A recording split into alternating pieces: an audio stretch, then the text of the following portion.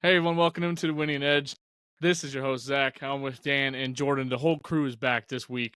We're going to talk about college football, Week 4 reactions, kind of figure out what happened this week. Standout players of the week. We're going to get into our college football top 10s. And then, hey, we got some games to watch for Week 5. Actually, people are saying it's one of the biggest ones of the year. So we're excited for this week. And then we'll wrap everything out with the NFL Week 4 rundown. We'll chat about that and what happened in Week 3. So here we are. Dan, you got the jersey on. You had a big win this weekend. How you feeling? You're looking great. How you feeling? I mean, I'm feeling like $1 million. I don't know if you know this, Zach, but Illinois is based out of a place called Champaign, right? Damn straight. We fly high, we dine on champagne, and that's what we're sipping right now out of these victory trophies. And we're going to hoist another one this coming weekend. I'm not going to get too far ahead, but I mean, it was a great win this weekend, but that was just the appetizer, right? The main course is coming up. It set record. This unsung rivalry match that's coming up set records merely a few years ago, and I think it's going to happen again. You're shaking your head. It was for the longest unnecessary game ever in history, but I think it could be divisive for this group here, Zach. That's the only problem that I worry about is somebody's going to have to. I don't think it's going to get in between anybody. I think what's going to happen is no, it will, because when we win, I'm team going to that's not gonna let win, it go. Well, and we all have mute buttons, and it'll be just really awkward if you're just sitting there running your mouth and no one's responding to you. It'll be and the funny. Bears are falling apart, so I got to cling to the only thing I have left now. So damn straight on that. You ain't lying. Jordan, Nitty Lions look great. Shut out. Big old goose egg this past weekend. How you feeling? How you looking? No, it was fucking. I mean, hell, you're looking damn good. I mean, honestly, the team's looking on. Let's go. Yeah, dude. The game was good. Their team feels like they're doing what they should be doing. You know what I mean? It was a good weekend for me personally. You know, Giants got their first win, which I am against them winning. I'm hoping to tank the rest of the season, but that's just the negative kind of attitude I've got from everything that's happened so far. But yeah, big game this week for this crew specifically. Me and Dan, you know, Illinois goes to Penn State, so I'm sure we'll talk about it a little bit more, but that's what sports is all about. You don't get very many of these matchups, so it's nice, especially when they're both ranked. So it's awesome. We'll see what happens. If you want them to tank, my team has a coach you can borrow that's really good at that. Yeah, that's what sucks is I love Dayball, but man, everybody else. Yeah, Dayball's. I like him too as well. Mm-hmm. Yeah, Dayball. Zach, how are you? How are you doing, man? Fuck, I'm doing all right, man. Notre Dame won. I sat there for at least 3/4 of that game versus the old Miami of Ohio, and I thought it was going to happen again. I thought little round 2 was going to happen. We look like shit. We play like shit. We got lots of things to fix on the Notre Dame side. Indianapolis Colts pulled out a dub versus the Chicago Bears. We didn't look great either, but we are a lot better than the Bears head to toe. The Bears suck. They're not Zach, I think I have a 4:00 timestamp where you had already said Riley Leonard can't throw. We're going to lose to another max goal. So you're pulling the panic cord a little early on that one, but dude, oh my God, I'm telling you what, man. But that's the roller coaster of college football, right? No, I don't even think other teams are doing that. I think it was literally just Notre Dame having all their fans fucked. Can I ask before we get too far out of it? Does it make it any better or worse that then Northern Illinois turned around and lost to Buffalo? Right. Yeah, isn't it weird? They muddied it up for you guys pretty bad, and then yeah. Well, and you gotta think. I mean, and I don't want to give. I mean, you should give them the credit because they beat us on fair and square. But you gotta think, and these people are coming in. They're playing at the University of Notre Dame, a storied, venue. All this, everything's leaning towards the iPads home team. Aren't working. Yeah, whatever, right? So you got a hell of an opportunity for these kids and coaches to play on a big stage, and Notre Dame does it every week, and they just take advantage of it, or they get too comfortable, and so them to come in and take care of business on 2 weeks ago, that was huge for them. But then it comes back to reality eventually, right? You come off that high, come off that, and Riley Leonard he's no Hartman. He's just that man with his beautiful hair. I got a lot of questions for you, Daniel. Let's hop into our top. Excuse me, not top 10. We're going to talk about the Week 4 games. I want to hear your input, Daniel, on the Illinois-Nebraska game on Friday night. That was a sick-ass ball game. Winning OT. So let's hear your opinions on what do you think the team looked like. What do you need to work on? So we were talking a little bit before the show. So one thing that Illinois has got that's going well for them, and it was this game. It's been every game. Quarterback play, right? So their quarterback, 71% completions on the season so far, 0 interceptions. He's playing, you call it safe ball, not overly cautious, but he's not doing more than he necessarily needs to. He's not taking unnecessary chances, right? And so that Well, has helped them. he's straight up taking care of the ball. Like he's got no interceptions Yeah. on the year, 10 touchdowns. So, I mean, that's just he's doing exactly what you ask of him. You know what I mean? Let Yeah, the defense take care of the business, man. And when I point that, of course you're always gonna have people about, dink and dunk and this and that, and really, who cares, right? Like if that's what you need to do to beat this team, that's what you do to beat the team, right? They're playing smart ball. They've seen a slight struggle compared to week 1 in terms of their run game, right? So that's been a little up and down, not terrible, but not quite what it looked like coming out of the gate. So that's even better that they've held it there. And then Illinois has got a pretty good history with putting out, I would say, putting next people into the next level in terms of secondary players, right? Defensive Corner safety, backs. and again, yeah, their secondary has come out. I think they got one guy that's got 3 interceptions, but I think as a whole, their unit already they've got either 6 or 7 interceptions on the season. So they're doing kind of honestly what the Bears are doing, but just how it should be done, right? They're combining some good defensive plays when they matter. Where they're succeeding is they're also then complementing that with consistent, movement on the offense. And they're just putting it together at the right time. I think it was great. Honestly, it was a fun game. I didn't get to watch all of it. I got to watch pieces of it and the last bit of it actually as it was happening, but always good. With Illinois, it's always sucks because if they don't come out on a huge lead, I'm always like, well, okay, here we go. Stress as a fan. But this one, it was just kind of, it was fun to watch. I didn't have that thing of like, oh, how are we going to find a way to blow it? It felt good. Good. I'm glad to hear it, man. I'm glad to hear that. It was a hell of a matchup. I mean, going into a hostile environment like that on a Friday night, all eyes are on you. Pretty much like a primetime game there, That's where we seem to thrive. We'll show up and we'll go, hey, we're 0 and however many. You guys are the number 2 team in the country. Let's give you a quick loss, and then we'll go back to like we just show up and do weird stuff like that. I love it. Jordan, Penn State flexes that muscle and dominates, take care of business of the Kent State University there. Pretty much shows the world and a lot of teams like Notre Dame, excuse me, pay attention. This is how you handle as a top 10 team. This is how you handle a lesser opponent. How do you feel about that dub and going into this big weekend of a hell of a game, rivalry game, I would almost say, between you and Dan? Kinda. I don't know if it's a rivalry, but it's definitely a big game. Conference game. Yeah, top 25 conference game, which is great because we haven't played in the Big Ten schedule yet. This will be the first entry into that, so it'll be nice. Penn State, handling business with teams they should handle business with, like you mentioned, a top 10 team acting like a top 10 team. I feel good, confident going into the week. It does. I'm not concerned because they do have Penn State's got 537 yards per game, which is crazy on offense. They have a top 10 offense, a top 10 defense when it comes to yards per game. So I'm not terribly worried about the talent being there. I am not concerned, but to be on the lookout is Altmaier in the way he just takes care of the ball, right? If you can cause those turnovers, this game it'll be over quick. I think, but that's where, but their offense, they take care of the ball, but they're not explosive. So that's where, if they have to earn each and every single first down, go, 3rd and long and then need to get a first down, that's where mistakes kind of can happen, I think. So, what is it? Illinois got 379 yards per game. So they're the kind of the middle of the pack for the entire Division I. So I'm not terribly worried about it, but we the shit's happened in the past. It's college football. Parity is kind of there, and that's what the transfer portal has brought. I say that every week, I feel like, but we'll see, man. The run game's solid. 2 solid running backs. The passing game is opened up now with the new offensive coordinator making the play calls over there. So, it's going to be fun. It's a primetime game. I don't know if it's a whiteout game, but it sure as hell is 7:30 at night at Beaver Stadium. So like anybody playing there at that environment is gonna have a hard time. But yeah, man, we'll see. It'll be.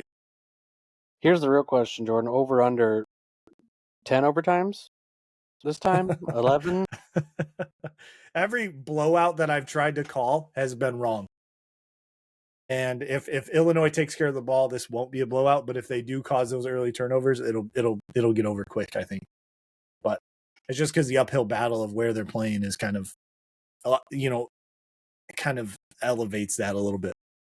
Yeah, and you know what? That's what we thrive on. Nobody expects it. No one, they're. It's a good place to be. I know a lot of your elitist upper echelon Big Ten school fans probably look at us like we're just basically a MAC school. You Ohio States and Penn States and those Can't of you even at put the us in top there, of the dude. Big It's Ten. Michigan. It's Michigan, Ohio State, and then it's everybody else. To be honest with you. Funny fact, I was telling Zach, Wikipedia has Illinois and Ohio State listed as rivals. So I want to know what drunkard put that. Damn. Let's go. Yeah, I wonder because that was news. That's news to everybody else, but he was on one man. There. So let's talk a little bit about Tennessee, right? The Vols looking really good, man. Yeah, Rocky Top's looking sharp, taking care of Oklahoma. I thought this game was going to be a lot closer, but I mean, Nico, that quarterback, he's the real deal, boys. Was he a redshirt freshman? He's all that, man. I think he's going to have a hell of a career at Tennessee and then move on to the next level. Yeah. Did you guys expect this to be kind of the score it was, or do you guys kind of thought it was a little closer? I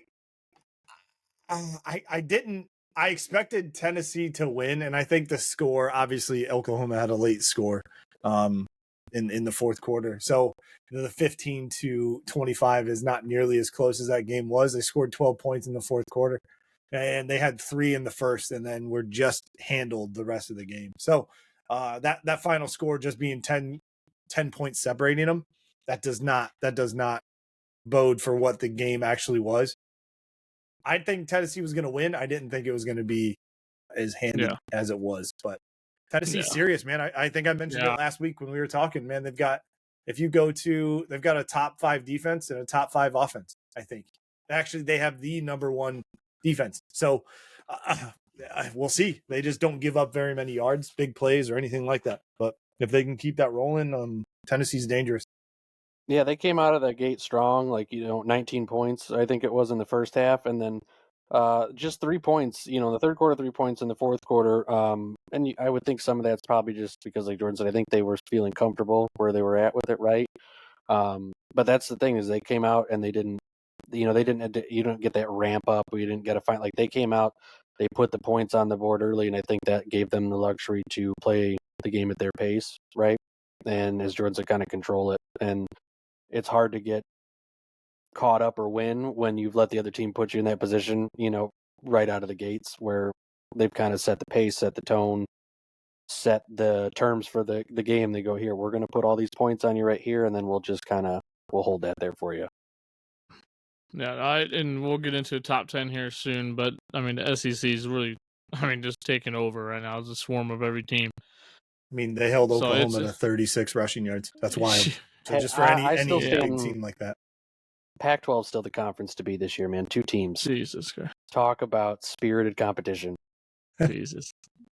So we talked a little bit about Notre Dame. We'll get into a little bit more here. It just looked really sloppy.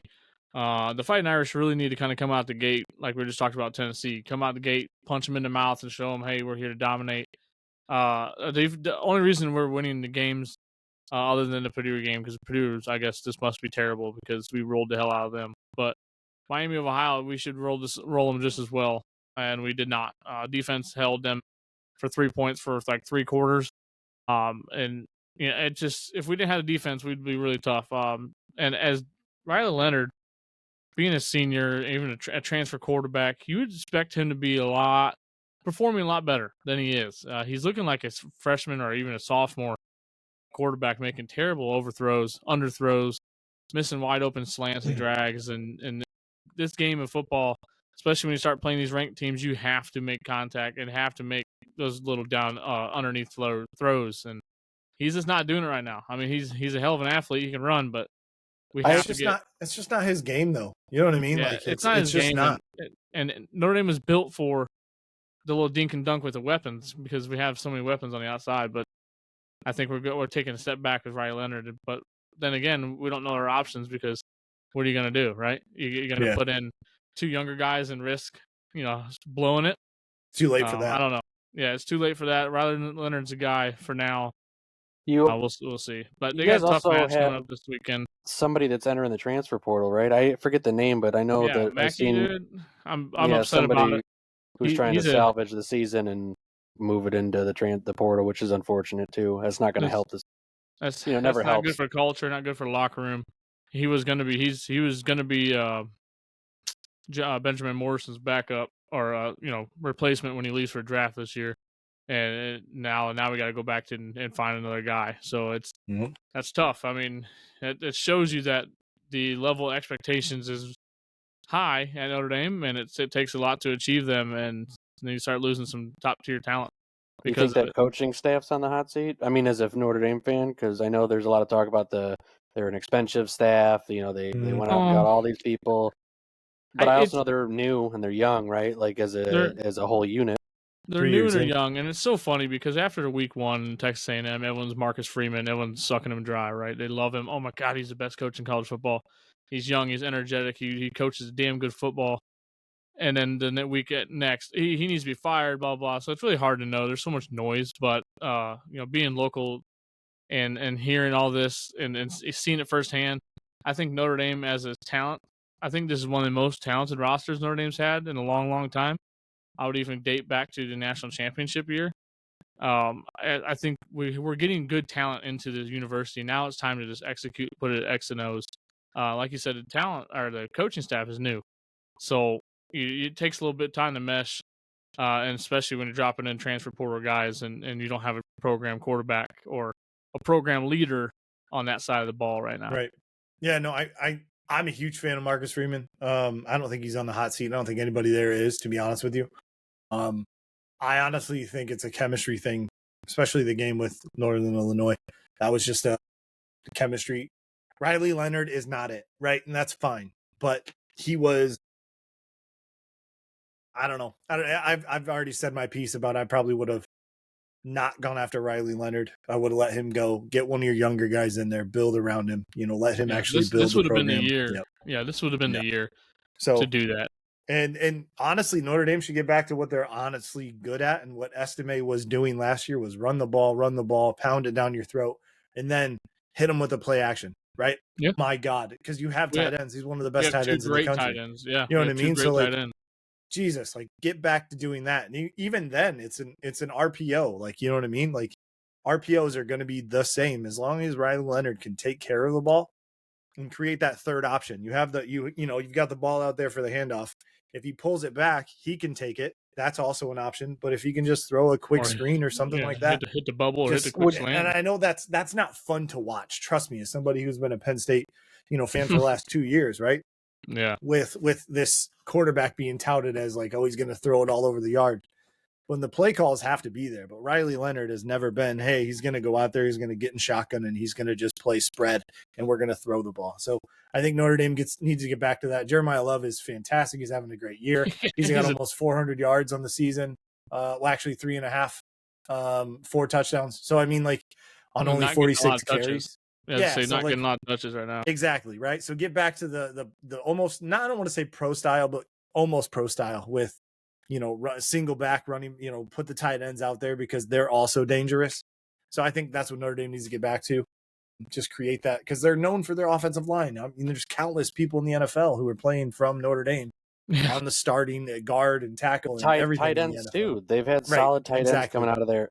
Can you also, real quick, would you be able to probably give that little quick lesson on how options work to the Bears? Because I don't know if you saw that fourth and one on the goal line on a half yard line. That they just didn't block. Speed option. They didn't block. They didn't block a damn soul. Well, it says speed option. I guess blocking was optional. Yeah. Something. Yeah. That's crazy. Let's wrap up. I got one thing on my docket. I'm sure you guys got a couple things you want to talk about week 4. Boise State taking care of Portland State at home, and now jumping into the top 25 for the first time since 2020. Sure. Yeah, 2020. So good for them.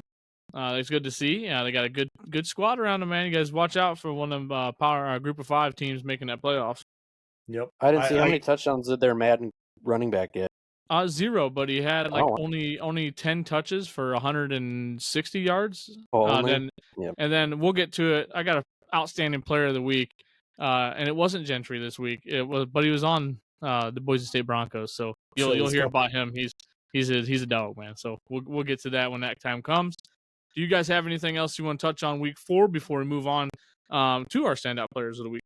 I had a quick one, just that that Missouri Vanderbilt game was a little surprising, right? Like that. Yes. That was a lot closer going into overtime. Missouri got a little bit of, I think, a scare there from Vanderbilt, so I found that that was interesting.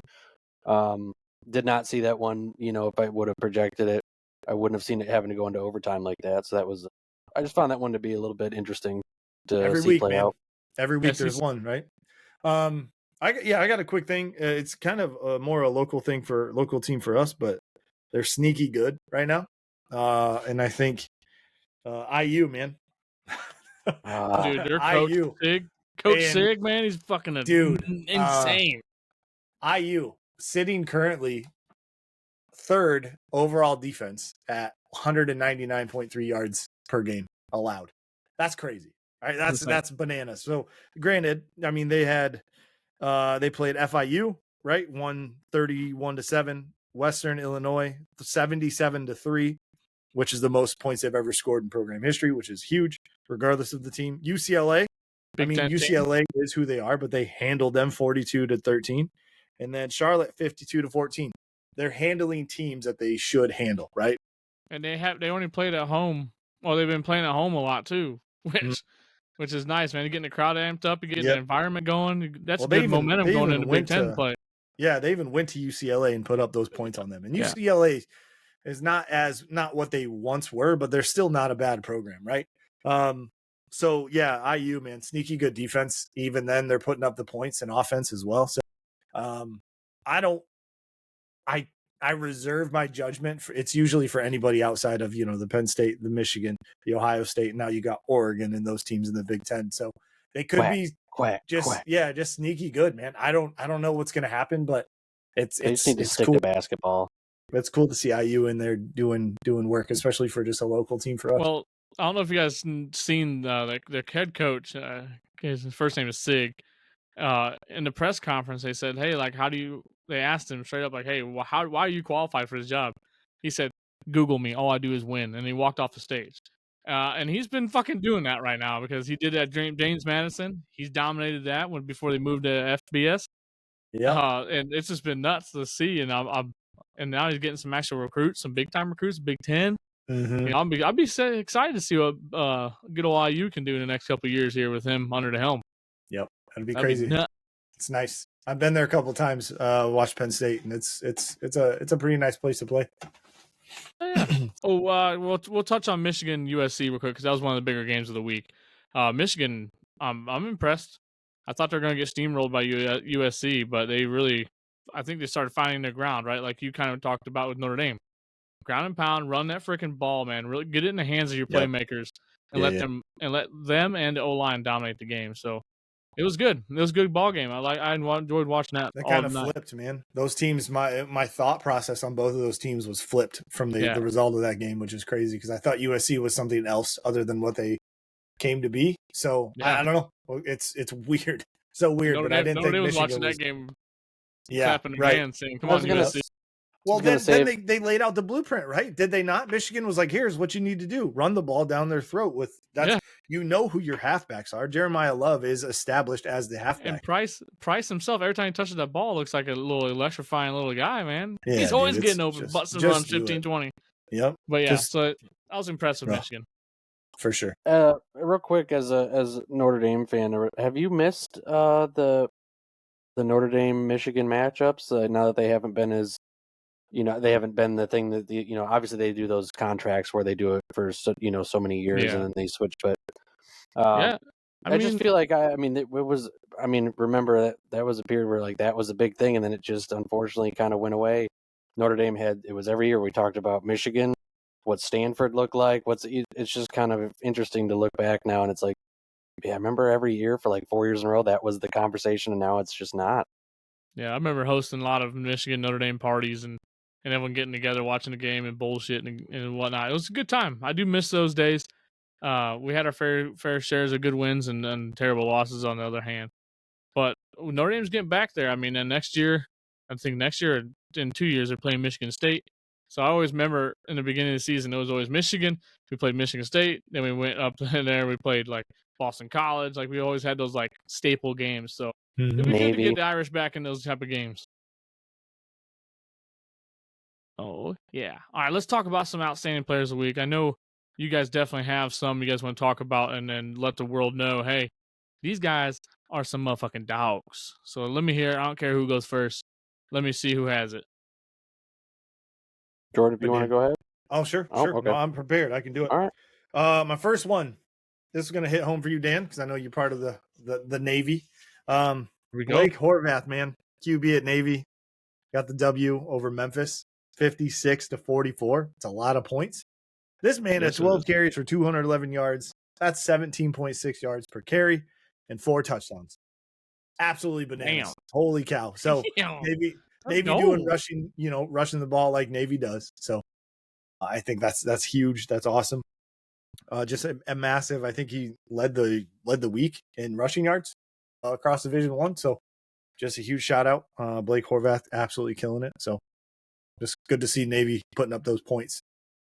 And hell yeah, go Shipman, go midshipman, baby. I gotta say that's one thing for teams like Navy or whatever. Like every year, like everybody knows what Navy's going to do, right? They're going to run that version of the triple out, like that's how they do it. And the fact that they still find ways to win, you know what I mean, and succeed, and kind of find ways to flip that around, something that they've been doing for so long, I think is kind of an interesting thing when you look at it, right? Like, for sure. Well, you think about it. I mean, you're the Navy, military in general, right? It's discipline, and option football is discipline. If you can run the option play consistently over and over and over, the other team will make mistakes, and you'll hit them and gash them for massive yards. Yep, and that's what they 100%. bank on. So, and that's when you told me, it was a couple of years ago. I didn't realize this, but I didn't know that the military had weight requirements and things for offensive lines. Like they can't go get 320 pounds, 6'7" guys playing tackle and whatnot. And I know that there's some, it's not like what for that kind of thing. It's not the exact same as like it is for like the general enlist people, but I do know like with it, they have some unique circumstances and requirements and rules that like your general, like a state college isn't going to have. And that's why I said logically it makes sense, because I mean those people are going in, assuming they finish their time with the Naval Academy. We've seen examples of where some of them have asked to be kind of released from their contract to go pursue professional ball. It doesn't even always happen. But the idea is when they're done with that, like that, they're going to serve, and when you serve, you have to meet those things. So it does them no favors to be like, for 4 years you can be 300, and then you got to figure out how to get down quickly, right? Because a switch. So yeah, it is. That's why I say it's interesting. They found a thing that lets them be competitive, given those challenges. In Army, they face the same thing. I feel like over the longer haul, at least in recent years, Navy's kind of, I think, been considered to be a bit more successful overall as a program than Army, football-wise, and it could be for any number of reasons. But those Army, Air Force, Navy, they've always got that little extra challenge that a lot of schools don't. Yeah, I love it. My player, I mean, I'd love to be a homer and give it to Luke, but the reason I give it to this one again is the same thing. I go back to Oregon's quarterback, and it's the same reason though, that ball protection, that consistency. He's 84% completion on the season at almost 1,000 yards. Doesn't have a ton of touchdowns and everything, but again, like that's impressive. You know what I mean? Like sheer, you would think almost like just by fluke accident, right? It just bumps off someone's arm or whatever, like that. It would not be that high of a completion percentage, but it is, and it's again. And and when we talked about, he's been playing since 2019. So he's a quote unquote an old soul, if you will, in college football, world. But played at UCF, then went to Oklahoma, then now he's at Oregon. 79-94 on the season, 84% completion, almost 1,000 yards. Only 6 touchdowns, but again, no interceptions. Only been sacked 7 times, same as Illinois. But again, just taking care of the ball, and he's taking care of it at a high, in a high visibility spot, right? It's Oregon. There's a lot of high expectation. Again, he's bounced around. This is his third program. He's older than a typical, person in that position just by weird circumstance. So it's like you factor all that kind of stuff in and to still perform at that level of managing the game, keeping the ball safe week after week after week, it's impressive in my mind. Like I said, it's not flashy. It's not, oh man, he's put up 27 touchdowns or whatever. No, but you know what he's done? He's made sure that they win their games, at least not due to any fault on his side of the ball, ball's operations. Damn straight. Hey, that's what you got to do, though. That's how you win ball games consistently. And in Oregon, a way, a little Oregon's bit turning of it on right now. It's a good a time to little start bit turning of it up. a departure from them, right? Because they've had a lot of like, we're going to run it around, we're going to run and gun, spread thing. And he's playing smart, careful ball, which is a little, off the recent years of Oregon's kind of like vibe, but it's working. Yeah. No, I'm with you, dude. I like it. And you guys know me. I'm probably going to pick a fucking running back because I love running the football. Run it down their throats, right? So I alluded to it just a little bit ago, but Dylan Riley from Boise State University had 6 carries, 96 yards, 16 yards of carry, and 2 touchdowns. And guess what, boys? He's a true freshman. He's tutties. 18 years old. He's the backup for Ashton Gentry. So once he moves on to the NFL, probably this year, Mr. Riley is going to be the kid. They got to create a character lab there or something. They're just pumping out. And even to his backup, there's two freshmen on that roster, and they're both pretty freaking good. But no, it was cool to see because it looks like something he might have. I don't know. I think Gentry tweaked his ankle or something happened where they pulled him out because they already winning by a large amount. They let this kid get in there, and he just picked up right where he was leaving off. So it was really cool to see a true freshman get in there and get some action like that on a big stage at home. Sir. Yes, sir. But yeah. All right. Standout players, man. Let me keep it moving with the halfbacks then. Caleb Johnson, Let's go. Iowa. Oh yeah, Got the W. Man. Yeah, 31 to 14 over Minnesota. 21 carries, 206 yards, 9.8 per carry, with 3 touchdowns. Honestly, he's leading the D1 and rushing by I think almost 100 yards. And, Iowa football, GT's baby. right behind him. So that's the whole offense, man. Holy just shit. Absolutely, yeah, exactly, yeah. Bunch of big farm boys clearing a hole for another. Yep, that's Iowa football. I mean, if he continues this trend, he'll, it's going to put up numbers like crazy. So yeah, just he's knocking on 700 yards, man. That's insane. Keeping it up. But yeah, that's my other one. I like it. Dan, you got another one?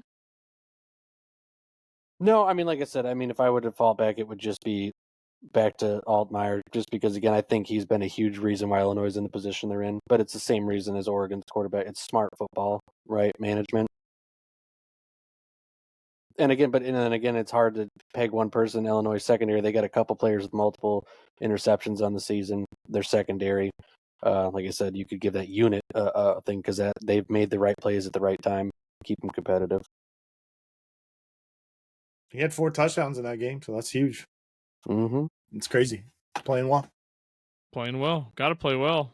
It's that time of year, man. Who do I got here? It's another running back, so we can skip it. But Michigan's running back, Kalen Mullins, 17 carries, 159 yards, and won the game with that long, explosive run for 27 yards and a tutty. Well, not a tutty, but got there, right? It's just I love watching O-line dominate and then creating gaps for these kids and just run hard. That's good football. That's why I like year this year. Yeah, that's why I love watching Big Ten football. I've always been a homer for Big Ten, even though I'm watching Notre Dame all the time. But I love watching Michigan, Ohio State late in the year, Penn State, shitty weather. Just beating the hell out of each other and running the football. That's what I love to see. Notre Dame's in the heart of the Big Ten. It's like, man, just join a conference already. Come on. If we join a conference, it'd probably be the ACC, to be honest with you, because we already play. Well, they got to keep their money too. Yeah. So if we ever join a conference, that'll never. I got one more here. Receiver from Troy, Devontae Ross, got W 34-12 over FAMU. So Florida A&M, not a huge school, but put up a numbers: 11 receptions, 229. That's 20.8 yards per reception, 3 touchdowns, which is crazy. So insane. Huge day for shout out to Troy. No doubt. Give a little love to the smaller schools this week, which is kind of nice. So yeah, 500 Big yards deal. receiving for the year. So I Wild. mean, he's in the top 5 for receiving. I love to see it. Good job, Troy. Good job, Jordan. Look at you, buddy. I like That's right, that. man. We're coming Sometimes prepared. That's what we I do. love- We that's come what we here do around here. prepared to do our Hey. job well. Damn right. Damn. Yeah. Minus Dan. But I'm sorry, I do my job. Well, I called. Who was the one on week 1 who called the position I'm sitting in right That's now true. as an Illini fan, and everybody That's thought true. it was That's true. BS. That's true. Whatever, Dan. You're playing You did call it. checkers. I'm playing chess, right? I'm already. did call it. I'm looking at the season. And you're looking at weeks. I love it. You might not want to look at the season, but that's okay. We'll talk about it after this week. Can't wait for next week's episode. It's gonna be good. If you got to stay tuned for that one. That's gonna be insane. So couple of games shaking up the top 10 just a little bit. The top 4 teams still the same as last week, right? Number 1, Texas, Georgia, Ohio State, Alabama. This week their opponents: Texas plays Michigan, Mississippi State. Georgia's playing Alabama. We'll talk about that here shortly. Ohio State's going to play Big Ten team Michigan State, and then obviously Alabama playing Georgia. So some big games coming up that could really flip-flop the top of this top-heavy top 10. Tennessee moves up. Ole Miss moves down. Miami's moves kind of – no, they stay the same. They're in the 7th spot. Oregon 8, 9 Penn State, and number 10 Utah after a great win versus Oklahoma State. Guys, I have a top 10, and the only thing I changed aligned with the other one here is I have Utah 8 because I think that was an impressive win. Penn State at 9 just because, I mean, they dominated, but it was not a good school. And Oregon at 10 just because of the bye week. But this whole week, pretty much everyone in the top, let me be careful, top 20, let's just say, they're all playing good schools this week. So this is going to be a hell of a week to start shaking things up and really get a good hindsight on what the whole year's coming to. I don't know if you guys have a different kind of top 10 or if you want to give guys some love, maybe some 10 and 12 and 11, 13s, flip-flopping around down there, some people outside the bubble or whatever you guys got. I have Tennessee and Alabama flip-flopped, honestly. That was probably the only one. I just been, like we talked about, I've been impressed with Tennessee's play on both sides of the ball, right? And let's be fair, I don't think many people are upset to be like, oh shucks, Alabama's not number 1 or 2. Like, come on, let's get some new people in the mix. Like, it's just, Tennessee's been playing really well. I just think that when I watch them, I feel like and again, this is just my general opinion, when you look at like potential full upside or whatever, I think Tennessee's just got a little bit more there, right? So it's just, that's my one little flip-flop I think that I would have different.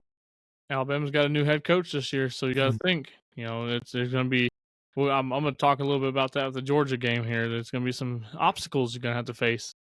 I like it. Good job, Dan. Here we go, baby. Yeah, I got UNLV coming in the top 25, squeaking in there. Maybe drop out Texas A&M just cause why not? Or Kansas State, probably more so. Kansas State, get out. I'm kind of looking at AP versus coaches poll. Miami not getting a whole lot of love in the coaches poll, which is kind of crazy to me. Just this week getting into the top 10, which whatever, coaches poll is what it is. I think they're just waiting on a downfall, kind of like last year. I think they're just waiting for that game that they're just going to hit the fan and shit to bed. Which I don't think it's going to happen this year, boys. I really don't. Hey, man, you already know how I feel about it. So Cam Ward train keeps rolling, man. Cam Ward, baby. Do you think the 6-spot jump for Michigan was a little much? I mean, yes, they beat USC, but given the look at their season, how it's been as a whole. Yeah, I'm not. It was USC. I don't think. I think some upward movement, but 6 seemed like they kind of a quick. Almost a little bit of an overreaction. There's a lot of Michigan homers on the AP, and I don't know, man. That one just kind of you're asking the wrong group of people about Michigan. I'll tell you that much. We all hate Michigan, so if you think about it, USC losing only bumped them down 2, but Michigan jumps up 6. So it just seems like they waited. If it wasn't for USC, they're kind of quality loss, but it's right. Okay, Michigan, Texas was not a quality loss. They got their ass fucking spanked. So I really don't even think they needed to be in a I think it should be down there by Notre Dame at 18, 19 when that happened. I was to say that's not a top 10, but that's I think where a lot of the upcoming matches look really interesting, or at the bottom part of the top 25 when you talk about matchups this 15 week. and down. Like Kansas, Kansas State, and I forget who, like a 22 and 24 or something play, and then you have 15 and 16 play each other. Yeah. Penn State, Illinois, top 10 teams playing Notre Dame, Louisville. But we're getting into the meat of the schedules. This is where it all, the season gets right, because you got to. For sure. Yeah. My top 10, though, not a whole lot of shakeup. Like I told you, 1, 2, and 3 is just A, B, and C. 1A, 1B, and 1C. Always going to be. So I think Tennessee, I agree with Dan's Tennessee, Alabama switch. That makes sense to me. Man, dude, the top 10 is just nuts. Like, I don't know. There's not a whole lot of people I don't trust. I have my questions on Penn State just as a fan.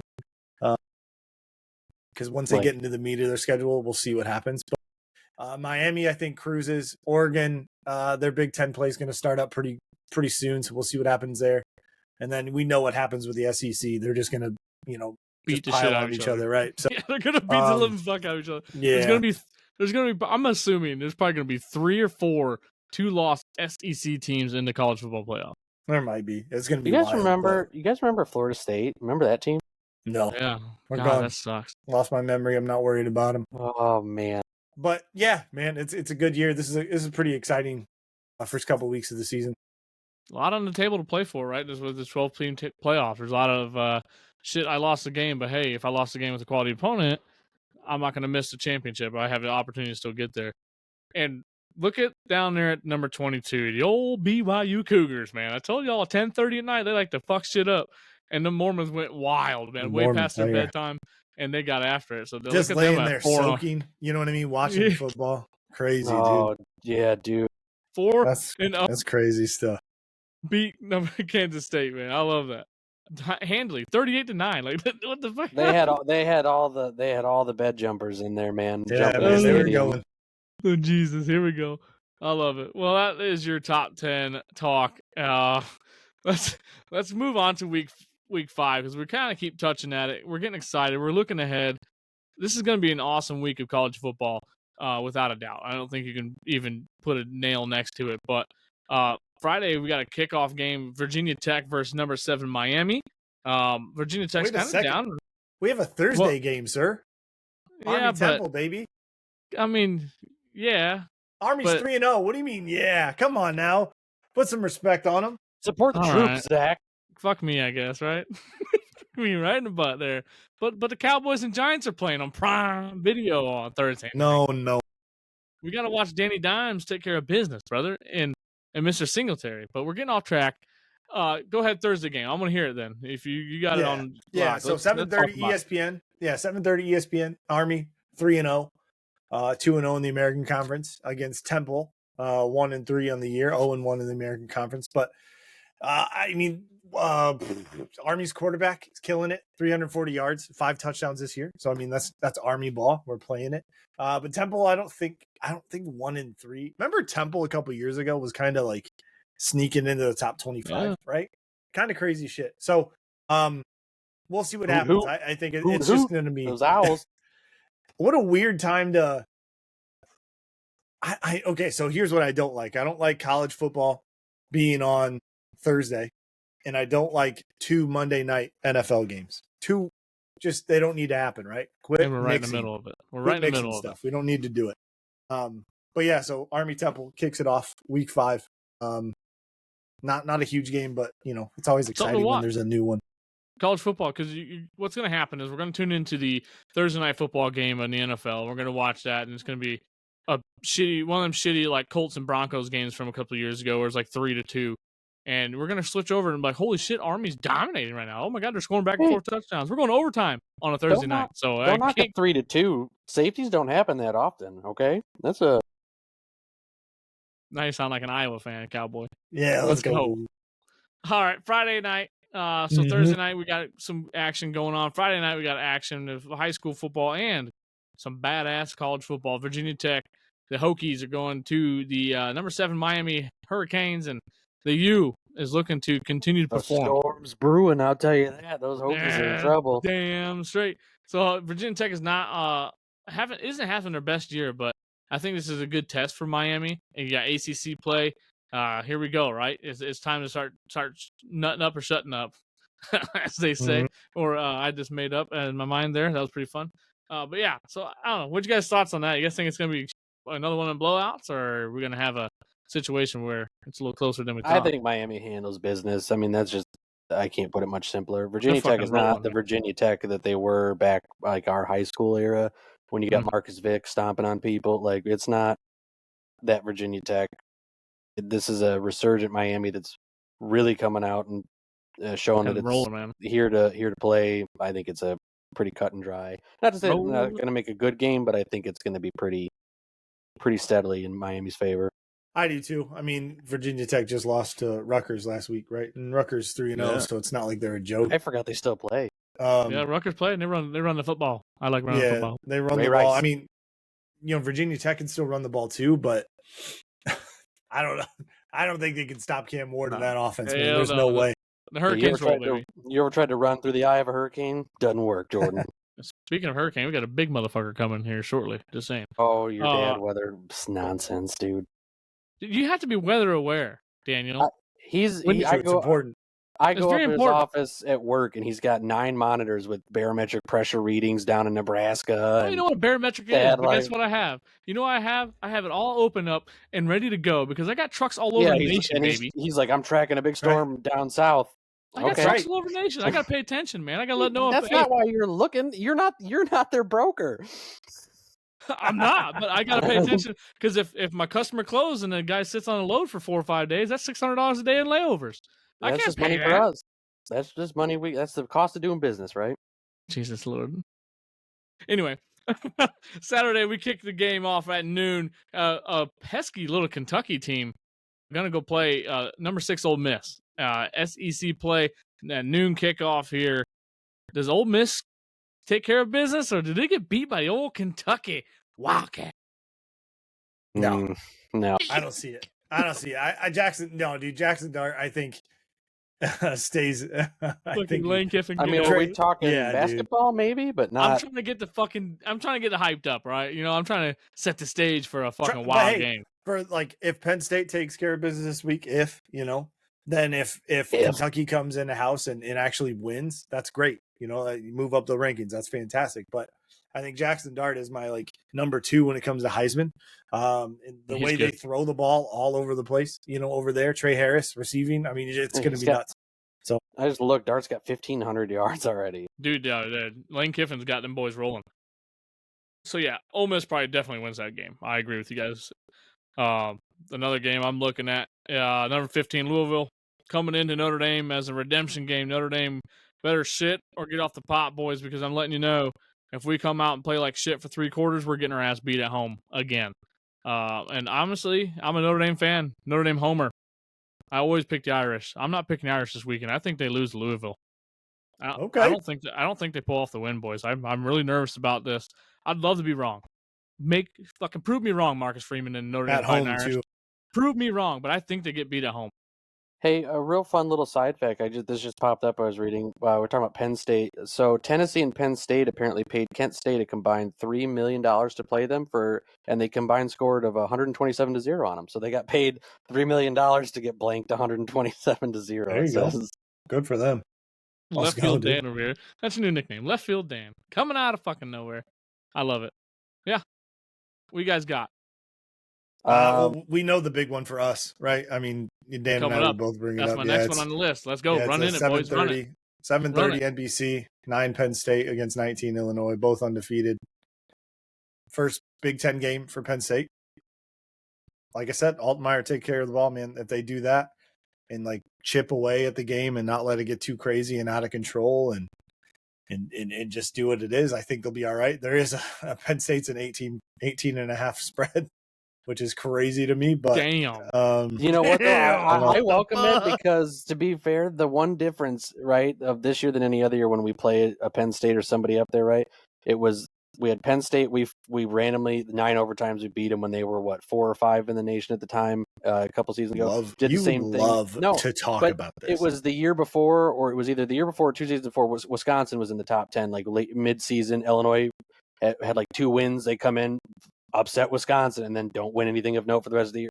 They have this weird knack to just go, let's just muddy the water up here in the top 10. But they're not muddying the water right now anymore because they're ranked now. Everyone's got they're pretty good. Here they go. They're gonna shit the fucking bed. They're gonna put them as underdogs. We need to keep on some of that vibe of we're just here to shake up the party. You know what? You're just speaking as a bitter Notre Dame fan. You want somebody else to be suffering. Damn fucking right. I can't be the only team that suffers every week. Illinois is going to get their shit ran in by the Penn State. What did I tell you before this? We haven't won a conference title since 2001, and our last national championship was 1951. Okay, we've been suffering plenty. I don't want to hear it. And you're going to suffer again this Saturday because guess what? We had people like Penn State. There's more people in the stadium at Penn State. Look at that stadium. There's more people in there than Illinois has ever seen in their life. Have you been to Pennsylvania? It's because there's nothing else to do there. Have you ever been to Dollywood? I will say I'm going to reference the game from last year. You've been to Pittsburgh? Yeah. Altmaier did throw 4 picks last year against Penn State. So if different man. I'm just saying, if he takes care of the ball and doesn't do that, he's found his game, and he's going to play his game. It's not going to be a 30-13 route that it was last year. It's going to be a 30 for 30 film on the stunning upset. But I think you're looking at a different, more mature team. You're looking at a bunch of juniors instead of a bunch of sophomores playing last year from Penn State, and they've been playing together for a number of years now. So Nicholas Singleton, Katron Allen, Drew Aller, Tyler Warren at tight end, and I mean Abdul Carter at defense. Colby King. There's a ton of talent there. So I think Penn State's got it, and I think they've been playing together for so long that they're going to handle their business. But like I said, there's always an outlier of if they take care of the ball. Illinois, that is where they don't make mistakes. They don't throw 4 interceptions like they did, or have that kind of stuff. I mean, okay, yeah, you guys have talent and you have chemistry, everything, but you know what we have? A little thing called gumption, little thing called chip on your shoulder, little thing called just determination. Okay. Intangibles. I can't show you that on paper, Jordan. Sure. But we're just a bunch of blue collar, guys. There's just a bunch of blue collar guys that they come in there by their bootstraps and every other cliche I can think of. They give it all 100%, all 4 quarters, all 3 phases of the game. They go out there and it really comes down to which team wants it more. And we're just going to want it more. We're going to leave it all out there on the field and we're going to just execute our game plan. I think I've covered every coach cliche that you hear. Got it, dude. Every cliche is yours. So do we have a little wager on this? You guys a little skin in the game? If they lose, I'll never silly? Be on this show again, and I'm not going to talk about football with anybody. Okay. Oh man, all right. dude. Well, moving on. Number 2, Georgia plays number 4, Alabama. This is a game everyone wants to watch. 7:30. We'll watch the Penn State for a quarter or 2, and then the score is going to start rolling. So we're going to switch over to Alabama, Georgia, where it's going to be a tight knit ball game. The Bulldogs, they're gonna roll, man. I think they're gonna roll. I don't think Alabama's ready with this new head coach. I don't think they have what it takes. I don't think they have the Saban factor to take down the old Georgia Bulldogs. Man, every time you bring up the Bulldogs, all I can think about is you remember that video of the kid with the white body paint that was yelling at Steve Spurrier? It's a YouTube. Oh, dude, he's like, you don't know the dogs. Like that's been going around for years. Bulldogs. I feel like that's just Georgia, right? They're just getting in your face. Like I thought they were just going to maybe be a year or 2, and then Alabama would take it back. When it first happened, and they kind of shook up the established order. But man, they just keep pumping it out. Yeah, they keep rolling. Yeah, no, they're going to win this game. No, I think I don't know. We'll see. Do I hear a roll tide? Are you saying roll tide? Georgia hasn't been tested. I don't think either one of them have necessarily been tested, right? Man, this is tough. Georgia's been tested. They almost lost to fucking Kentucky. That's not tested. That's like you're like, oh shit. You know what I mean? That's what Notre Dame shouldn't have lost the game that they did lose. Right. You know what I mean? So like that was kind of what it is. They're scare, if you will. So I don't know, man. Alabama always sneaky good, right? But it's just always the winner of this determines almost the national champion or the SEC champion at the very least. So we'll see. It's going to be crazy. Texas is in there now, so it's kind of hard to just point to those two teams. Yeah, top 5 looks great. That's what was that noon game? That's 7:30. That's same time as Penn State. What? Like I said. No, it isn't. Don't do that to me. Those schedule people are so dumb. Who's going to watch the Georgia game when that other game is on? Like, yeah, exactly. The whole nation will be. They have to have something to turn to when Penn State fucking eats that shit up. Once that game's a blowout, and all right, let's over to Georgia. I'm glad you're probably not going to be able to go and golf tomorrow. I'm going to throw every club in my bag at you. I just want to make a quick point, just because I like poking at Dan a little bit. But like, you know how? Do you? You know how you were talking? You keep referencing the overtime game that was 16-14 or whatever it was, right? Yeah, a record. One that was a decade ago. I mean, honestly, it feels like it could have been 2 years ago. I have such bad memory. My man out here talking about 10 years ago. Wild. I mean, you're talking to the same person who every time I talk to our friend who's a Patriots fan, the first thing I bring up is 1985 Bears Super Bowl win over the Patriots. Bears. Yeah. It's true. I don't know if you know this about me, but I hold on to things. Yeah, you definitely fucking do. Fog Bowl, baby. You definitely do. I'm sorry, it wasn't a decade ago. It was 2021. I love it. I love you. I love you. You know what? We had the pandemic after that, and we all felt like we lost a whole bunch of time, right? That's right. We all lost. Good old Arthur Sikowski, dude. Remember him, the quarterback? Oh my God! Yes. Remember Sikowski, dude? There he is. Oh, what you know who I remember? 23 Brett interceptions, 14 touchdowns. Man, I remember Brett Brackett, best player that school's ever had. He was supposed to be, and then he should have been a tight end. Or no, he was he was touted as a quarterback coming in, a 5-star quarterback. Then he got switched to tight end. Who does that? Penn State does. Well, it's like, what was it, Michael Robinson, your guys' quarterback, who then got drafted into the NFL as a running back or a receiver or something? He was a fullback. Yeah. And then he played halfback. But yeah, he does like ESPN type shit. Anyways.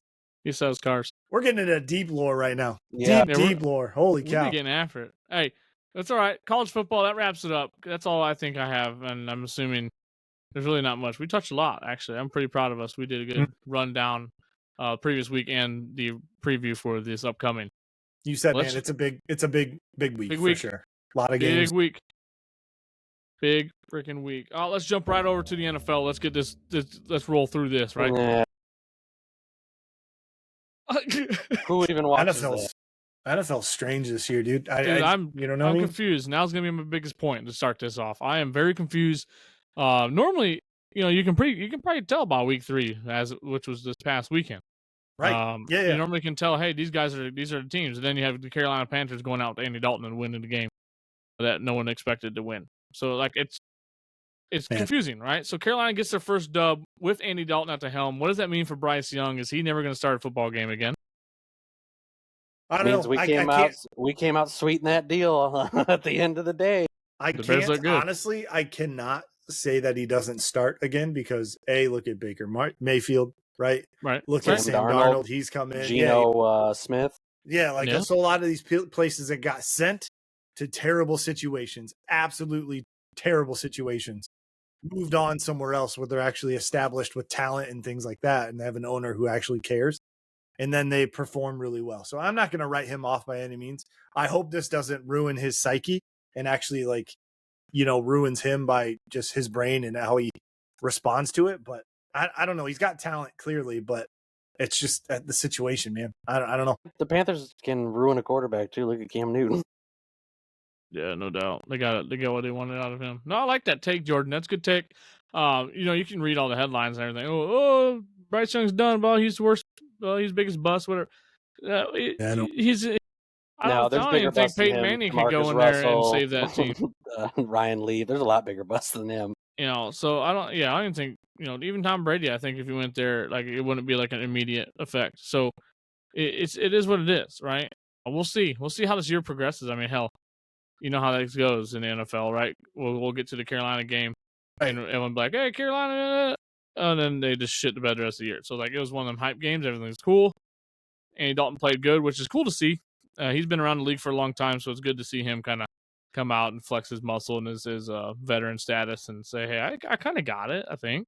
And I'll be honest with you, it's the NFL. These are all talented people, across the board. Like, you might say, "Oh, the Panthers are who they are," but like, it's still the NFL. You know what I mean? It's not like a Division II school from college, or even the bottom, 115 to 125 or 134 or whatever it is. You know what I mean? So it's still the NFL. It's still people who've been drafted, who have been, picked and things like that. So I wouldn't be terribly worried about it.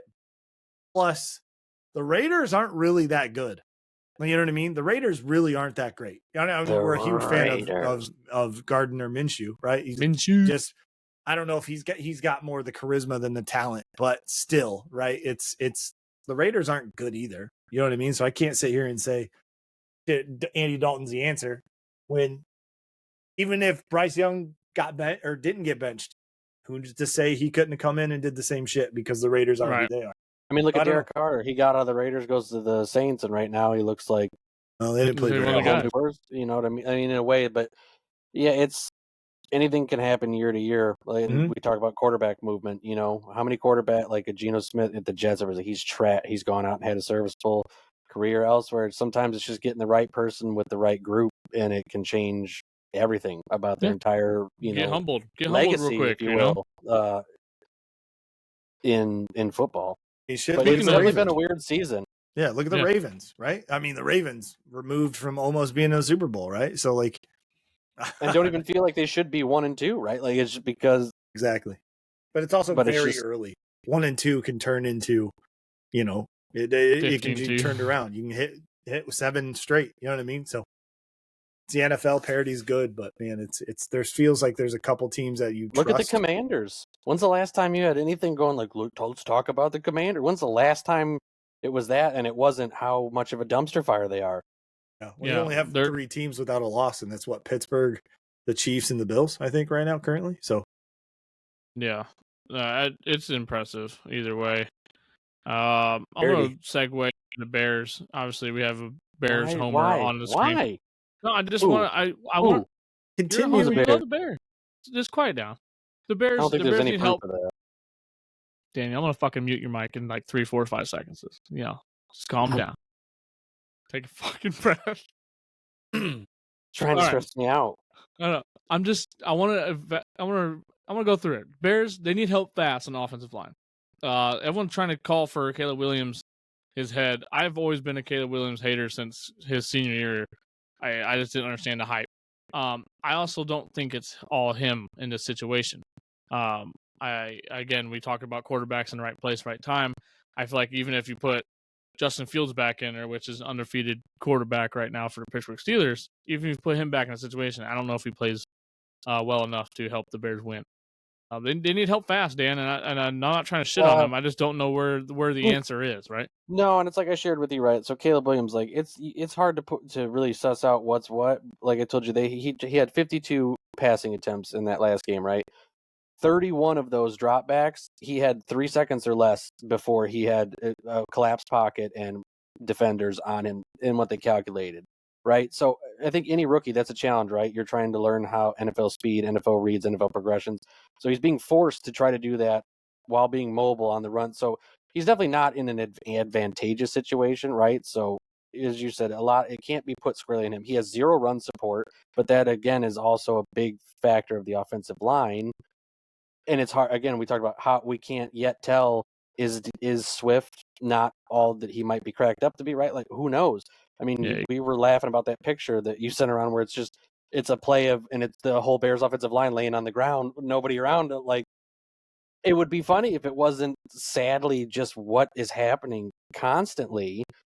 I mean, there's some shining light, right? Like him and Odunze, right? Like he had over 100 yards. He got 2 times. Like, I don't doubt that he could be, let's say worst case scenario, a serviceable quarterback, right? But I was not a fan of the fact that they kept their head coach when they completely gutted the staff coming out of the offseason, right? That was the one real ding I have on Poles in his tenure as their GM. And ironically, the only coach on the entire staff that they didn't get rid of besides him, the offensive line coach, right? And what are we seeing right now? The other thing that's an enigma is the offensive coordinator, right? Everybody was talking about, he's just, the last 3 seasons in Seattle, like everybody's like, great. then he shows up at the Bears. It's like they've never learned how to call plays as a team. Like we're going for two. You're burning timeouts to go for two because you can't even figure out that you're going for two. You're calling, speed options that are not speed options on 4th and 1. Like these are bad coaching decisions, masked with subpar line play coupled with rookie talent, right? Like it's just a witch's brew of like what's something that would be fixed if if I fix A, will B and C get better? It's hard to tell because there's so many things. You got all 10 fingers trying to plug leaks in the boat, and more just keep popping up. But I think that it's honestly one thing that has to get fixed one way or another. The head coach is not it. I was not a fan of the hire. Was not a fan of what he's 10-24 coming into this season. You fire everyone around him, but it's like, leadership starts at the top, right? So did he do some kind of sweet song and dance to convince you that it was everybody else failed me? It's not me, right? Like, but is it? They talk about if everybody around you saying something and you're the common denominator, problem's probably you. And it's just like I said, some of the silly things are going on that are clear coaching issues. It's killing them. Yeah, I mean that's a good assessment. You got anything to add there, Jordan? Their defense is looking good though. I don't know. I feel it's going to be a learning curve for him. He's got the talent on the outside, but at the inside is you're running for your life. That's obviously going to make anybody's situation harder. But I think he needs to understand that he needs to be less Caleb Williams, I think, in my opinion, right? And that's not to say less talent or less. He needs to be less improvising. Granted, a lot of these times are forced, but do they have to be? There's always going to be a read, a check down, something that you can make a quick escape or pass. There always is. That's how plays are normally called, right? And you got so much talent on the outside. Cole Kmet, Adunze. I don't think Keenan Allen is playing currently. He's not been able to make it on the field, but DJ Moore. You still have three options, viable options, right? More weapons than most past quarterbacks have had. Exactly, right. So I think there's we need to find out, we can't protect him for anything longer than 3 seconds. Granted, I don't think you should have the ball for that long. Granted, sometimes you're going to, but there's schemes that you have to implement in, if it's doubling, if it's pass protection, bring in the halfback for pass protection. You know what I mean? Like there's ways to do it, and he can't panic when he's in the pocket. That's one thing that's a big thing too, is you can't panic and think, oh shit, I got to run now. It's like, it's a happy medium. Yeah, it's a happy medium, right? Like, that's been something you could see it on Hard Knocks, whatever. Like, there is that somewhat of humbling, right? Like people are going, well, they're not scheming to like his strength, whatever. It needs to be a compromise, right? Like, you need to learn how to play in a system that may not be specifically catered every play to exactly what you want, right? But we also shouldn't try to go, if you're this, the quarterback, this type here, force you to the opposite end of the spectrum, right? Like but again, then that's where it's like, we can't tell on the outside is, where does more of that lie? Is it he's when he tries to make some effort, is the coaching not meeting him? And that's the hard part right now, is sussing out where that balances out. I'm gonna go back to what I said earlier. It's the NFL, though. Everybody's talented. They were picked for a reason. Like, regardless if you're the bottom of the NFL as far as skill wise, you still were picked and better than a lot of the other people that you were picked over. So I think, I mean, that style isn't very. There's a reason why it doesn't translate as heavily into the NFL, of improvising, playing on the run, doing all this kind of stuff, unless you're Lamar Jackson, who was won an MVP playing the way that he plays.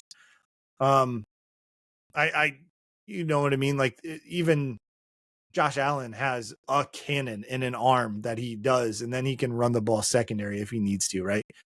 Yeah. Same thing with kind of Patrick Mahomes. He's going to dice you up if you give him the time available. So I think that's what needs to be developed, is that those reads need to be quicker. Those choices need to be made faster, but also give him the time to make that. And I think it's you're asking a lot for that dude to come in and just be like, oh, we're good. We're the Bears. I think we're going to be great because we have talent on the outside. I'm not saying you're doing that, but I'm saying the same thing goes for Kyler Murray when he came in, right? He came into a terrible situation in Arizona and now he's balling out.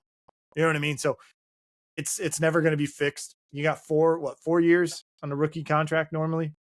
Yeah. So, and that's, you have rookie growing pains no matter who it is, no matter the rookie, right? And that's what I mean. It's like that. I don't have as much panic in that area yet, like I said, as I do, or my anger more with like the coaching, right? Because like this was all stuff, some of this stuff on the coaching side, this is not a surprise. And this is not year one. This is not getting settled. This is not lack of support, right? Like that front office goes, okay, fine. We got rid of everybody. You pick your people, you do that. And it's like, and now it's almost like regressing backwards. It's like, I don't know. It's almost like it's his. All right, my chips are in.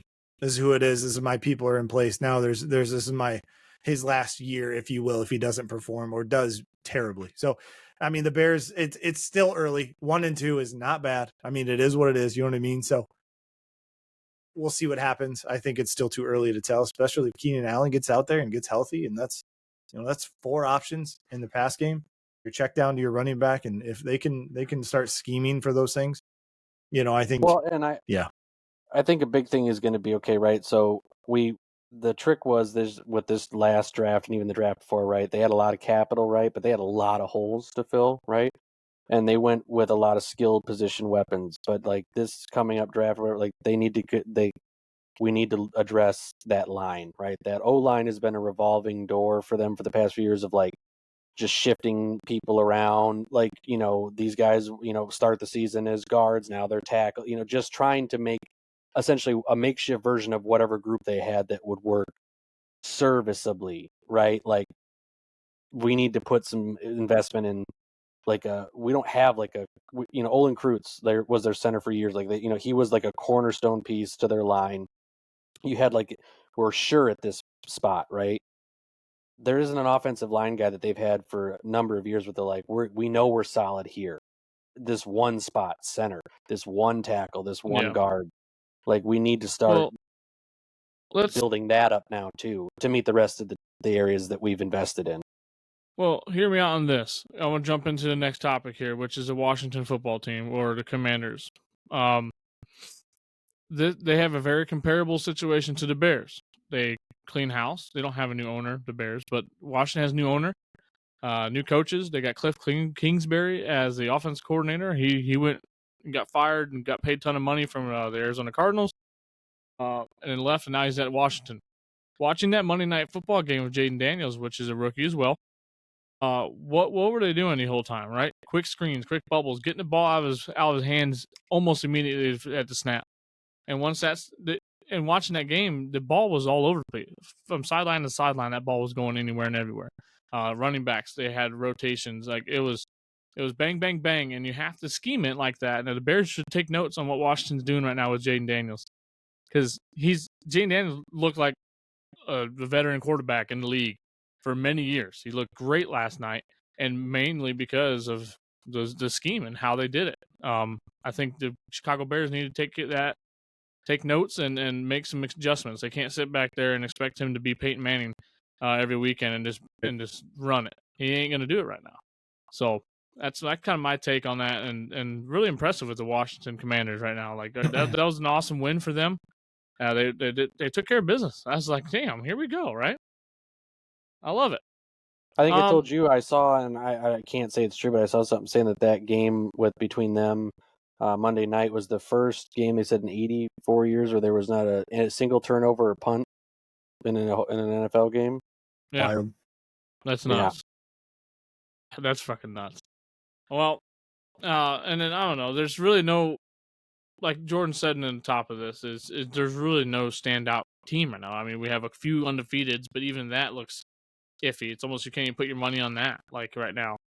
Yeah, there's only a couple teams you trust, man. And the Bills are obviously one of them. The Chiefs are the other ones. But the Chiefs, I don't know if I trust because a couple calls go the other way, and you're looking at a 1-2 Chiefs team. Yeah. So exactly. I mean, who knows? Like this is the Bills for me are the only team I fully trust to just kind of. You don't trust your dad's team? What?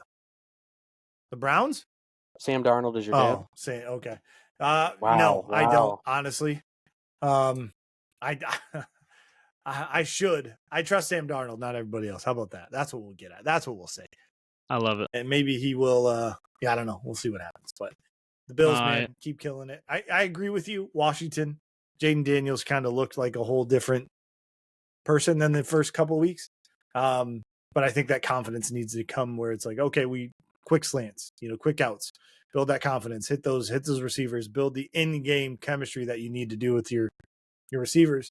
But also you need to have like a balance. They have to be afraid of the run game because if you they're can't throw not, the football 52 times in the NFL. no, there's no way. To win. That's how I play my dad game, man. Flats and slants, man. Flats and slants, couple drag routes here and there. Yeah, man, can't go wrong. NFL's fun this year though so far. No, I'm digging it too, man. It's now no one dominant team. Like last week, we're like, oh, the Saints are a fucking wagon, and then they go and get shat on. It's like, what the fuck's going on here? So it's very fun. A lot of parity, like you've been talking about. With that, let's jump into the Thursday night football game and let's get rolling through here, and we can touch on each team as we go.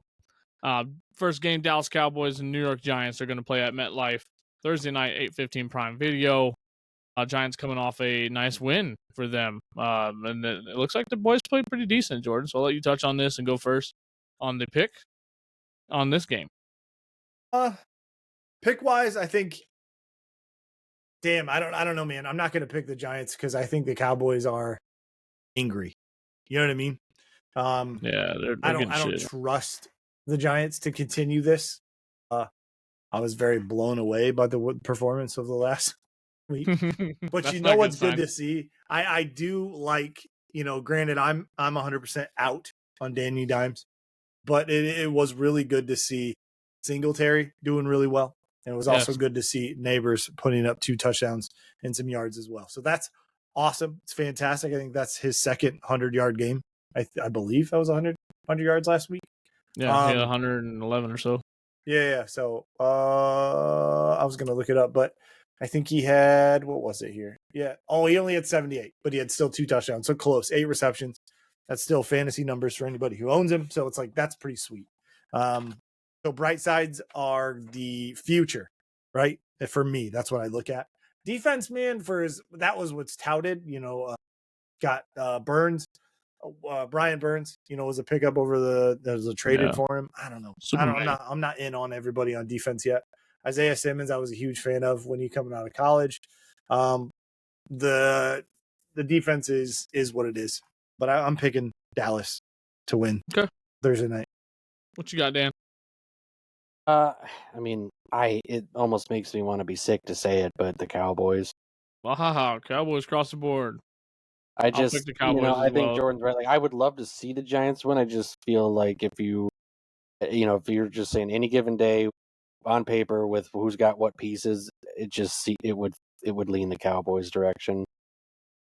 But I wouldn't be upset. I mean, if that's one where I get wrong on the pick and the Giants win, hey, that's fine with me. Yeah, I can get down with that. Next ball game, we go to Sunday slate, 1:00. New Orleans Saints playing the Atlanta Falcons in Atlanta, 1:00 on Fox. My pick on this is these teams both play in a nice stadium, nice home dome. Mm-hmm. The Saints got beat and didn't play very well. It's gonna be a dogfight, but I think the Saints have more talent on their roster, and they find a way to win this game. I'm purely picking the Saints because I got Derek Carr on my fantasy team that I need him to ball out. So hopefully that happens.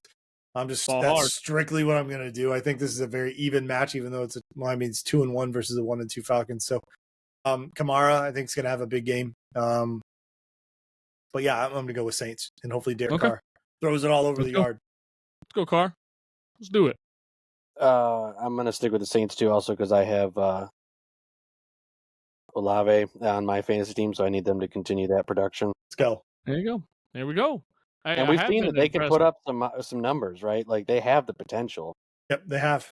There was just a hiccup, I think, last week, so I think come back for a revenge game. Yeah. Atlanta Atlanta has the spread by 1.5 points. Yeah. And hell yeah, if the Falcons going to keep giving Drake London the ball, which they haven't done that in a long time, so I'm excited to see that. Get him on the field. Next game, Los Angeles Rams going to the Chicago Bears, the Monsters of the Midway, 1 o'clock on Fox. Do you think the Bears bounce back, Dan, or are we going to lose the game to the Rams? I'm going to pick them, and it's more of I'm trying to will some good vibes out there.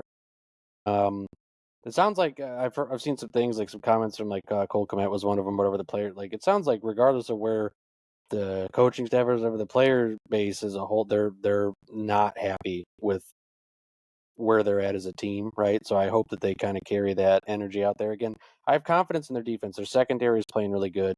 Their run game kind of fell apart against Indy later into the game, but had been holding up. But it's putting a lot of demand on them, right? But it's just a matter of if the offense can find a way to take just a little bit of pressure off of the defense, they'll be in a good spot. So I'm going to go with the Bears. All righty. What you got, Jordan? Yeah, I think Bears come out. I mean, they're 2.5 point favorite, so I guess we'll see about that. But I think the Bears pull it out. DJ Moore. I don't know. Rams are a weird team for me, man. I don't even know if they should have won the last game. They just made an insane comeback. I don't know how they did it, but they did. In front of it was a home game, and it shouldn't have been, because I saw the pictures of the 49er crowd. Dude. They traveled, which is great for them. But yeah, I think the Bears come out and handle business. All right, I'm going Rams. Just because Notre Dame's running back Kyron Williams is a dog, and I hope he has a great season. And the Bears, I don't know. I don't think they have what it takes to win You've a just lot of been games. against me on everything tonight. Yeah. Yep, I am. Definitely. I guess what happened to family, man? Whatever. Minnesota Vikings going to the Green Bay Packers. Minnesota Vikings might be the NFC North champions this year, boys and girls. What do you think on that? Vikings never pick the Packers. I don't care. Let's go. I'll be wrong every week. They could go undefeated. I'll pick against them every week. I fucking hate that team. God. I hate that team. I hate that fan base. Come on, man. Green Bay favored 2.5 points. I'm going to go Vikings. I think, Sam Darnold has been proving me wrong. I'm going to take credit for all his success this year just because I lit that fire. Being a good son. Continue 4-0 for the year. Yeah, that's just what it is. I don't know. The Packers are dangerous, though, but the Packers don't have... The key for them is Jordan Love. They said he could be back for the game. It's still not 100%. Even they're still dangerous with Malik Willis. Malik Willis got this shit, dude. Yeah, man. I don't know, but I'm going Vikings. Hey, not so fast, boys. 4-0 doesn't happen this week for the Minnesota Vikings. Oh, the my Green Bay God. Packers win at home. You have to respect them, man. They're no, running you don't. football. You don't have to respect that team or that organization. I hate them. Well, there's that. They Packers wear win. Cheese Packers on win. their heads. It's ridiculous. Fucking cheese is delicious. It's one of the best food groups in the. Yeah, eat it. You don't freaking shove it on top of your stupid bald. Not you bald, but just all those fat. What the fuck, Dan? Wow. Aggressive. What's going on? Yeah. Damn. I hate All the right. wild. It's wild. All right. You know who team? Well, I don't hate. I love both these teams, actually. The Pittsburgh Steelers are coming to Indianapolis in the Loud House, playing the Indianapolis Colts Sunday, 1 o'clock, CBS. I'm a homer, so I'm going to have to pick the Colts on this. But I do love when Pittsburgh is playing well. And I think Pittsburgh might have the best quarterback situation in the NFL right now. Watch out. Justin Fields. Watch out. What a dog. Man, I can't. AR's not taking care of the ball, man. I can't. He scared me. Steelers. I think I'm going to go Steelers. Justin Fields, 4-0 for the year. Big Q's going to block, man. Come on. Yeah. Our old line works. Check it out, Bears. I'm going to go with the Steelers too, because honestly, you guys, if it was any other team but the Bears, you guys probably wouldn't have won the game last week. You guys had some mistakes that a better team probably could have taken more capitalization of. I mean, just in things. And, you guys had 2 picks. One of them we watched, the one dude that intercepted it didn't even plan on intercept. It just landed in his arm, and he was, here it go. I mean, well, you gotta think. AR is a rookie. This is his that was his fifth game starting in the NFL.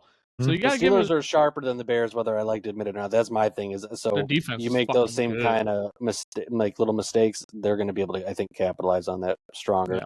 If I was not voting because I'm a Colts fan, yeah, Steelers are winning this game. Their defense is playing out of their mind right now. They're gonna attack the shit out of AR. It's just gonna be nuts. But I gotta go Colts because that's just how we gotta do it. Nothing wrong with that. Yep. Denver Broncos playing the New York Jets and Aaron Rodgers Sunday, 1 o'clock on CBS.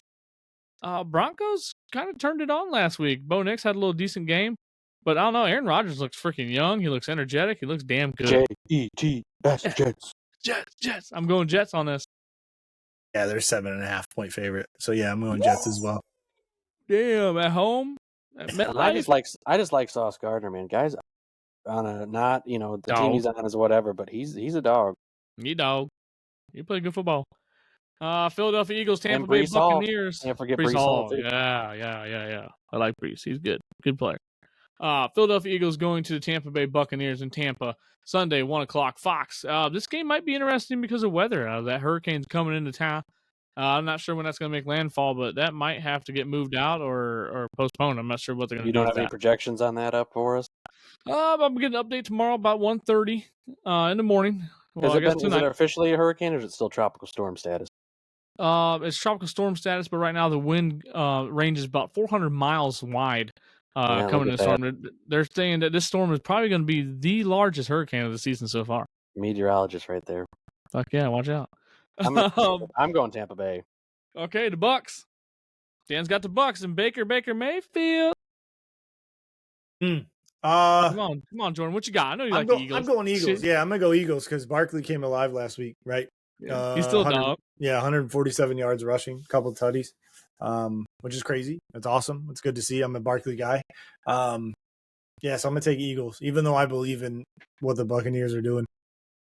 I'm looking back at our text conversation, and I got a chuckle because I see Zach Monday night. Barkley's a dog. Jordan, yes, sir. Tuesday morning, Barkley lost in the game. Yeah, if you guys watched our episode last week, we touched on that. It's like, hey, I might have spoke too fucking soon. It just still makes me chuckle because just when you look back at things and you kind of see how it plays out over time, when you could look back, you're just like, that's great. Oh yeah, that's like the Notre Dame conversation in the text. I was like 3 minutes in, I was like, "Damn, all right, this is gonna be great." The opening kickoff, Zach's like, "We're gonna lose." Yeah, we suck. All right, I'm going Eagles as well. I like Saquon, but I need Jalen Hurts to show me something this week. I need him to protect that football. I think he's been kind of careless with that, so I'm looking for him to do that. A team coming off an ugly Monday night loss to the Washington Commanders, the Cincinnati Bengals. They're going to Carolina. They're going to Charlotte, man, to play the Panthers. They're coming off a hot streak with little Andy D, little Red Rocket. Sunday, 1 o'clock, Fox. Who wins this ball game at home? Bengals get on the board, get that win column. Yeah. I don't have a ton of trust in the Panthers. Like I said, if it played anybody else other than the Raiders, I think they don't win that game, right? So that's how I felt about it last week, and I just continue that with the Bengals kind of coming home. I'm with you there. I think this is a bounce back kind of get right game for the Bengals. The Panthers again, this is one where I'm sorry, but show me more than 1 week, right? Right. And then maybe we'll start considering it, but I think it's going to be the Bengals for sure. All right, Bengals across the board.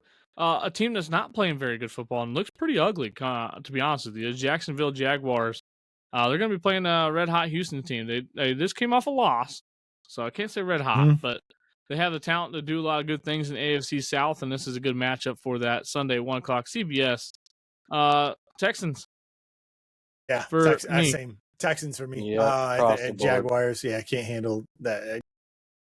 I don't know what's going on with them, man. I mean, I just don't get it. They're a 1 step forward, 2 steps back team, right? They do something, you're like, oh, here we go. And then it's like they immediately jump back. Dude, somebody put up on Twitter. It was Danny Dimes, his stats, and Trevor Lawrence and his stats right next to each other. And someone said Trevor Lawrence is just Danny Dimes, but with long blonde hair. And because their stats were damn near identical for the season. It's fucking hilarious. Damn it. Or not the season, but their careers, which is hilarious. Almost makes them miss Blake Bortles. He went to the playoffs. So. Hey, damn straight. He had a hell of a defense. He also had MJD for part of his career, too. Yeah. Let's jump into the 4 o'clock slate. Washington Commanders coming off a nice win on Monday Night Football. Playing kind of the red hot Cardinals, man. Kyler Murray and the boys, Marvin Harrison Jr. figuring things out, getting the connections built. They go head-to-head 4 o'clock on Fox. So what do we got? I mean, Arizona's a 3.5 point favorite. So I'm going to go Arizona. Harrison gets another tutty, maybe 100 yards. All right. And I don't think Jaden Daniels comes out and has the game he had last week. I'm honestly, this is a coin toss for me, and so just to get a little parity on our picks, I'm gonna go with the Commanders. Let's see. Maybe maybe they'll be able to build. Maybe they'll actually carry some momentum into the next week. I don't know. With the NFL, everything like we talked about, you could have all the things working on your side, carry all the momentum you want one week, and it just falls flat. And then you can also turn it on from nowhere. But let's go with the Commanders. There you go. I like that pick. I think Jay Daniel does have a bounce back, same game as he had. Not the same game, but I think he plays damn good. Schemes there. I think they got it going on. Commanders.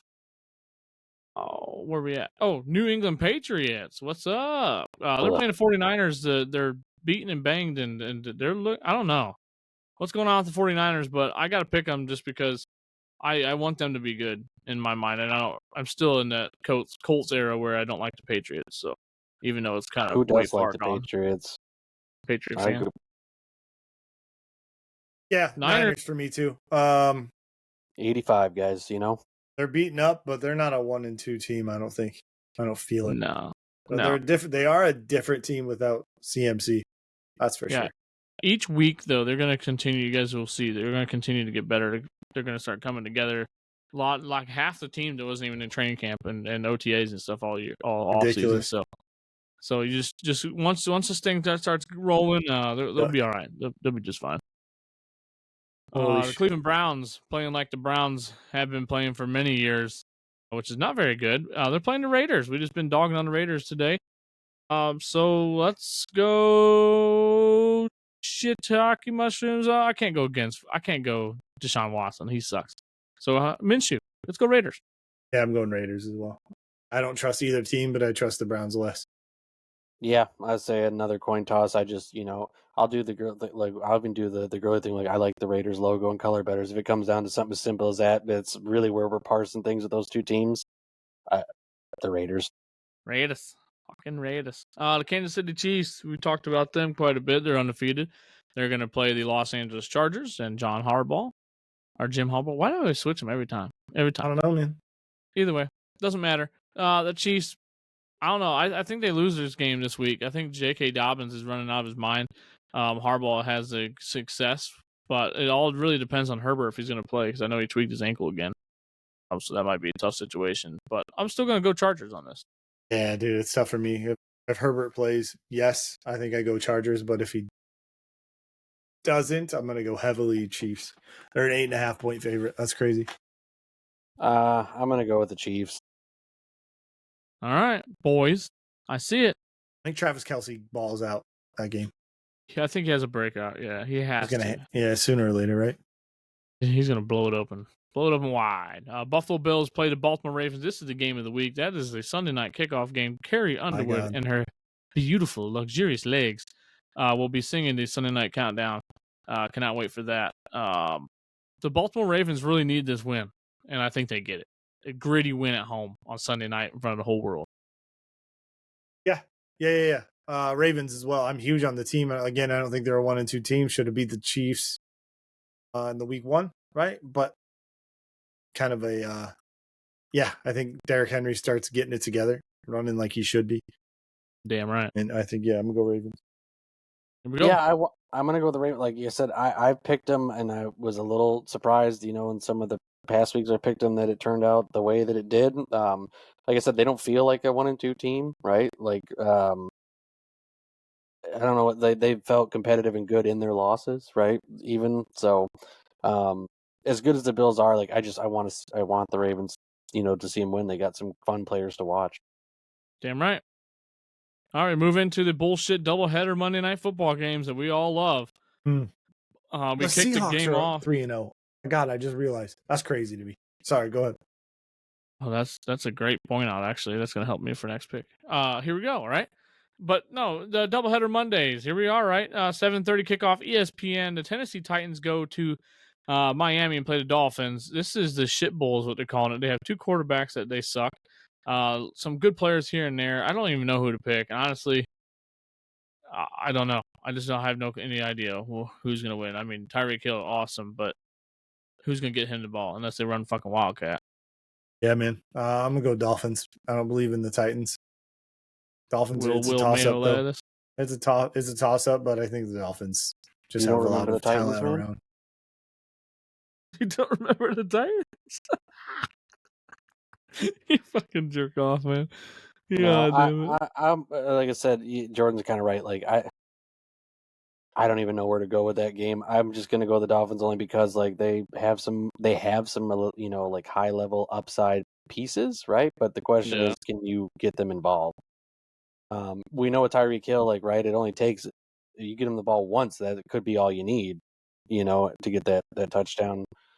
Their running back has been good, has been doing fairly well. What is it? I can't ever say it. A chain, or whatever the chain. Yeah. I mean, he's been putting in work, right? But obviously, you can't do it all alone. But I'm gonna go with the Dolphins. There we go, Dolphin pride, baby. Fins up. Sorry, that was pretty cleany.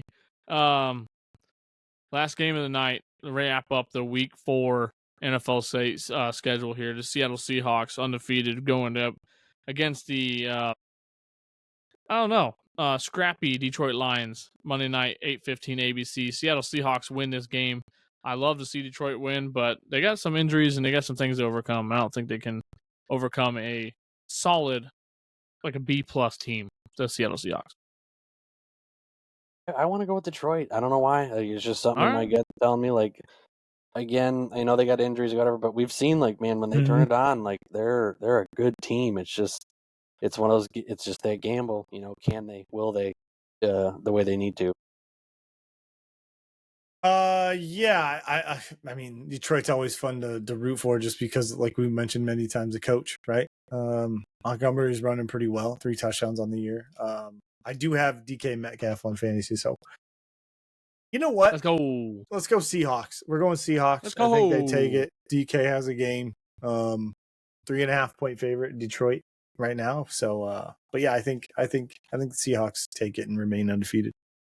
If Laporta was playing, well, I don't know. They haven't stated if he is or not, but I'm assuming he's not. Oops.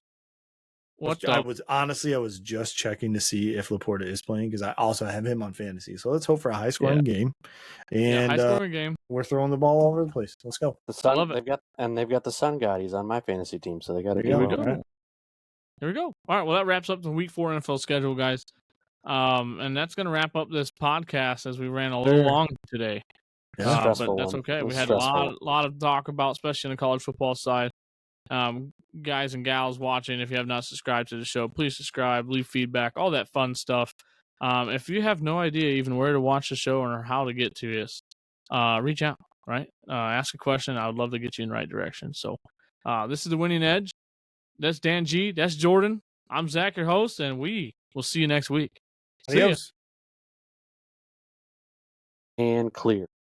And black people deserve human rights.